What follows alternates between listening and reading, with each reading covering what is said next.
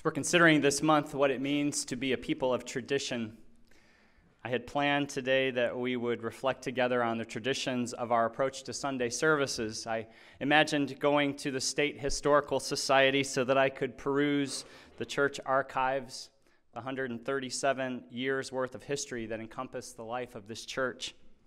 I imagined reviewing past orders of services and sermons, figuring that I'd find themes and patterns, as well as evidence that our approach to Sunday worship today probably has shifted considerably over the years, even if the primary purpose has stayed mostly the same. But, other ministry obligations intervened, and, I kind of felt like I had to watch what was going on in Baltimore to see the stories emerging from this troubled city and the reflections of life in America that, while painful to acknowledge, must be considered if we are going to find ways to live toward that beloved community that our religious tradition asks us to seek and help create. I kind of imagined, if I'd have stuck with my original plan and just talked about worship, and then maybe 137 years from now, somebody would go to the State Historical Society and say, "So what did the Reverend Mark Stringer have to say about what was happening in Baltimore?"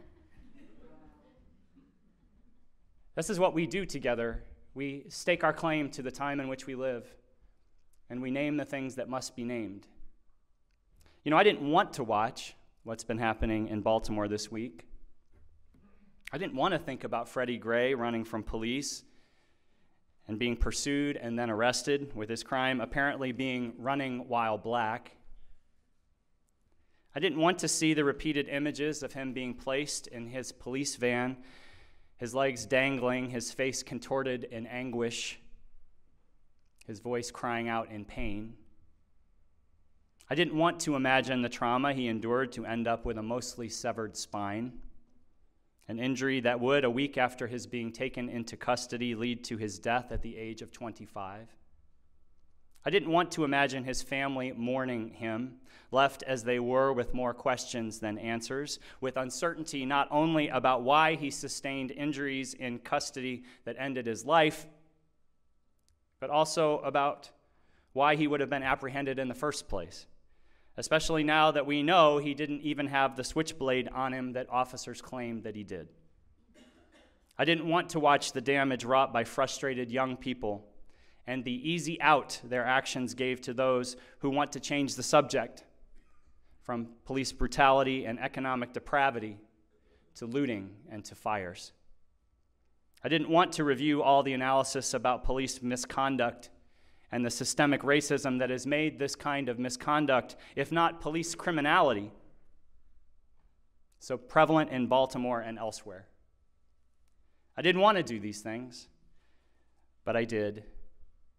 I have watched and reviewed and thought and seen and imagined, and I have done so because my faith asks me to. My faith, our Unitarian Universalist faith, in which we have covenanted to affirm and promote justice, equity, and compassion in human relations, the inherent worth and dignity of each individual, peace, liberty, and justice for all. This faith that calls forth our agency in serving our human family toward the unity and healing that can arrive when we are all seen, each one of us, as valued and important, no matter our stations in life.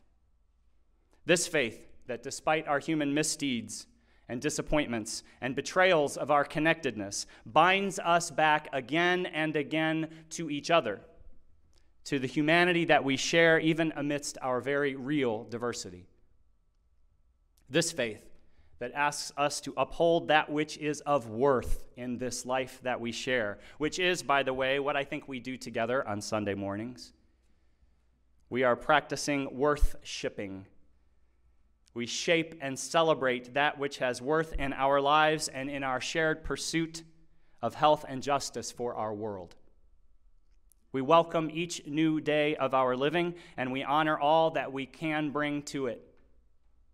We acknowledge where we may miss the mark in upholding that which has worth. We lament that which has kept us from knowing our interdependence, and we mourn the mistakes we have made and will make as we travel together. So rather than just talk about worship today, I want to worship with you, with most of the content of our worship being what has been happening in Baltimore and what it asks of us. I want us to, as Annie Dillard says, put on our crash helmets. I want us to acknowledge, to lament, to mourn. And I want us to celebrate what is still possible and welcome the new day that we can help bring about by the way we choose to live. The mayor of Baltimore said this week that this is a defining moment for her city. And I believe the events in Baltimore and elsewhere in our nation have revealed that this is also a defining moment for all of us who yearn for a more equitable nation, for a faith worthy of our lives.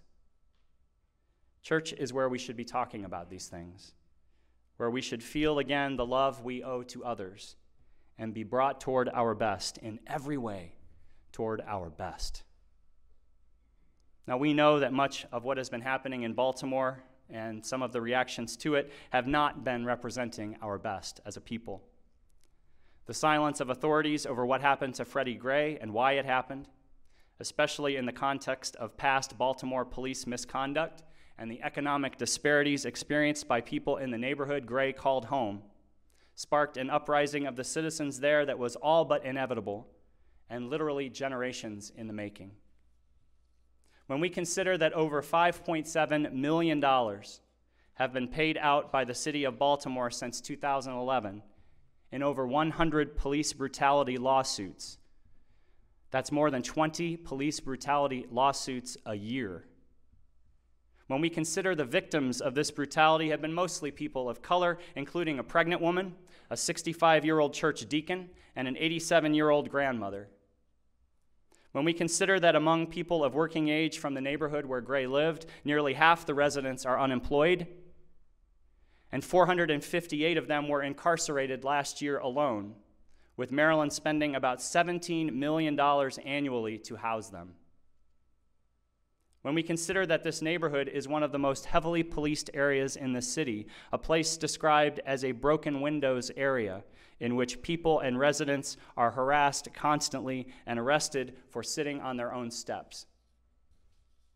When we consider that only 56% of Baltimore students graduate from high school, 25% less than the national average. When we consider that 92% of marijuana possession arrests in Baltimore were of African Americans, one of the highest racial disparities in the United States, even as studies have repeatedly shown that blacks are no more likely to use marijuana than whites.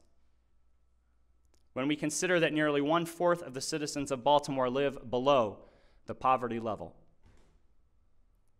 When we consider that we have seen similar cries for justice coming from cities throughout our country, from Ferguson to Cleveland to New York, with digital cameras now capturing images that have gone unseen in the past, revealing with visceral impact the meaning of statistics that we could otherwise overlook. Statistics such as at least 4,800 people died in police custody between 2003 and 2009, with over 60% of that 4,800 ruled as homicides. Young black men are 21 times more likely than white young men to be shot dead by police. When we consider all of this, we can understand why the death of Freddie Gray sparked an uprising. But we would be mistaken to think that the uprising is just about Freddie Gray. And we would be mistaken to think that the uprising is only about the so-called riots that have been highlighted this past week. The majority of actions of the community there in the wake of Freddie Gray's death have been peaceful. Still, our national attention has been focused on a narrative of people acting out with only destruction on their minds, as though resistance to an unequal status quo was only worth showing on television if it could be portrayed as a riot of those who could be dismissed as unhinged and opportunistic. And so we saw lots of images of people choosing to take their frustration out on property, with the underlying message being that broken windows are equivalent to a broken spine. We saw young people hurling bricks at officers dressed in Kevlar and plexiglass. We saw them hurling bricks at the taxpayer-purchased urban attack vehicles that these officers were driving through town, past the boarded-up houses and other signs of urban decay, past the multi-million-dollar baseball stadium, past the evidence of a community left behind. We saw city leaders there plead for calm, the same city leaders who, as Nahishi Coates wrote last Monday, are charged with enforcing the very policies that led to Gray's death. These leaders, he continued, can offer no rational justification for Gray's death, and so they appeal for calm. But there was no official appeal for calm when Gray was being arrested. He continues, when nonviolence is preached by the representatives of the state, while the state doles out heaps of violence to its citizens, it reveals itself to be a con. And none of this can mean that rioting or violence is correct or wise, any more than a forest fire can be correct or wise. Wisdom isn't the point. Disrespect is. In this case, disrespect for the hollow law and failed order that so regularly disrespects the community. This week we saw repeated proclamations of how the young people acting out their frustration needed to control themselves, as though they should be expected to accept the punishment of their circumstances without resistance, without acknowledgement that we've been here before. In the summer of 1968, during another time of civil unrest, not long after Martin Luther King Jr. had been assassinated, author James Baldwin was interviewed in Esquire magazine. His interviewer asked, "How can we get the black people to cool it?" Baldwin spoke on behalf of his community when he answered, "It's not for us to cool it." "But aren't you the ones getting hurt the most?" the interviewer asked. "No," Baldwin said, "we are only the ones who are dying fastest." This week we saw how the young people acting out were consistently labeled with the racialized term thugs, a descriptor never applied to mostly white rioters who have been inspired in recent years to bring destruction to their towns, but not because of systemic racism and injustice, but because of the performance of their local sports teams. Stephen Crockett of The Root writes, "Imagine this for a second. I walk into your home with a baseball bat and crush your son's larynx and break his spine. He dies a week later from complications. My father tells your family to calm down and to stop acting like thugs. Now, tell me again about the agency of nonviolence and the peacefulness of protest."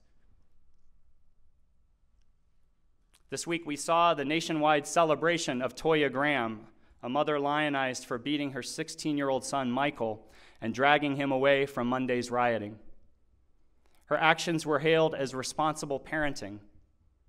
The Baltimore Police Commissioner, Anthony Batts, declared her the model for other parents who need to take control of their kids, missing the irony that Graham's beatdown of her son was aimed to protect him from Batts' police force. Graham did not see herself as a hero. When later asked by CNN what makes her worry about her son, she said, "I worry about him walking out my front door. It's just the life we live around here. You don't know if you walk out the door if you're going to walk back in the door or not." And since Friday, after the state's attorney made public criminal charges assigned to the 6 police officers involved in the death of Freddie Gray, we have seen a decrease in the tension in Baltimore.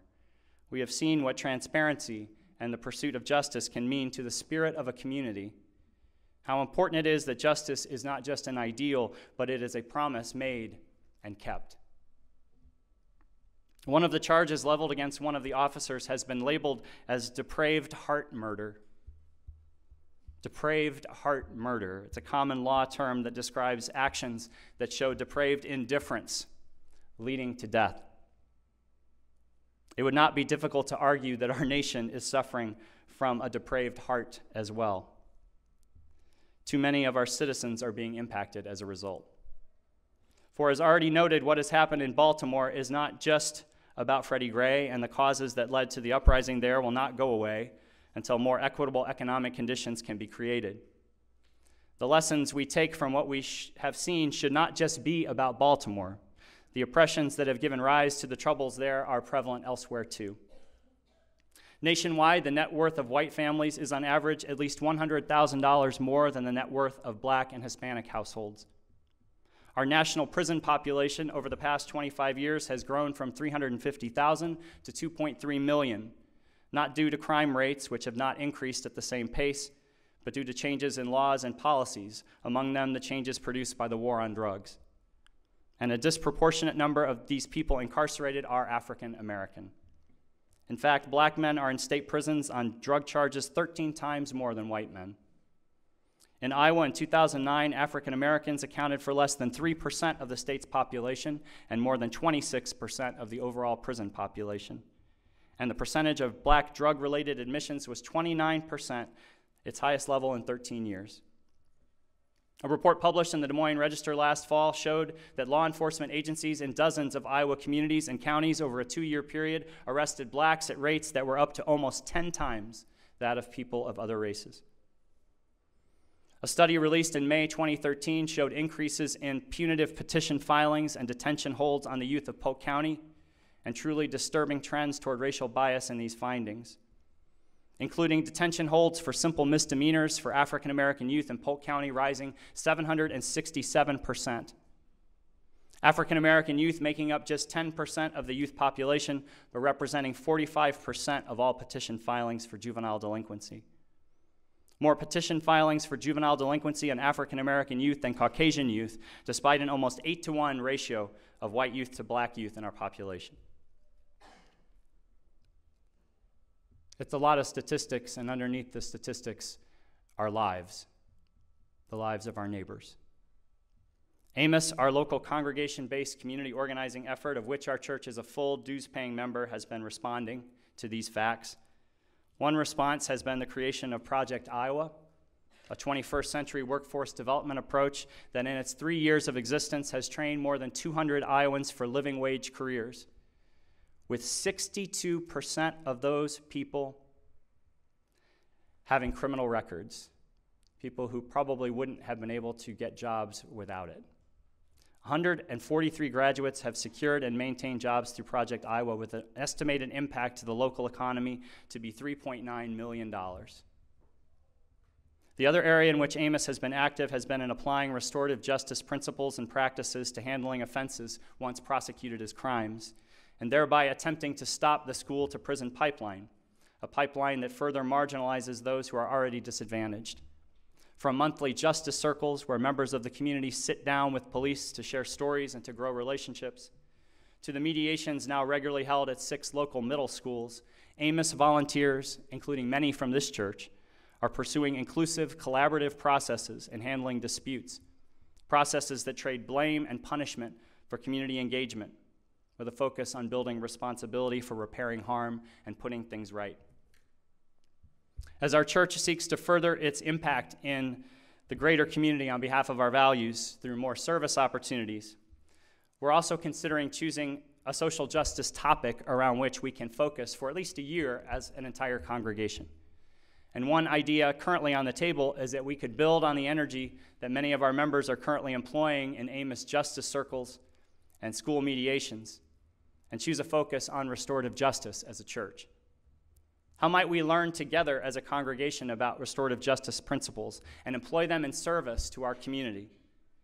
How might we become better equipped to navigate the tension and unrest that could come to Des Moines should we find ourselves in the midst of our own version of what has happened in Ferguson or Baltimore?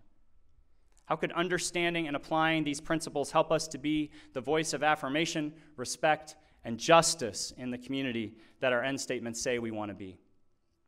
If you're curious about restorative justice and want to consider with others in our church how we could focus as a congregation on this important work, I want you to please consider attending a conversation that Reverend Aaron's going to lead on Thursday, May 21st, beginning at 6:30. There's more information in your order of service. Aaron also wants you to know that she's going to be downstairs in room 103 following today's service to dialogue about the themes raised today and ways we could move forward in being the change we want to see. So grab a cup of coffee and go down to room 103 if you want to dialogue with Aaron and others. If our church and our faith are truly to lead us to the best that we can be, then I don't want to witness continued incidents of violence, death, and racial unrest that are unfolding across our nation and merely shake my head. I don't want to wait for systems of oppression to unwind on their own as if they even could. I don't want to accept a recent Onion headline as the best option for Baltimore or for anywhere else. The headline that reads, "Baltimore residents urged to stay indoors until social progress naturally takes its course over the next century."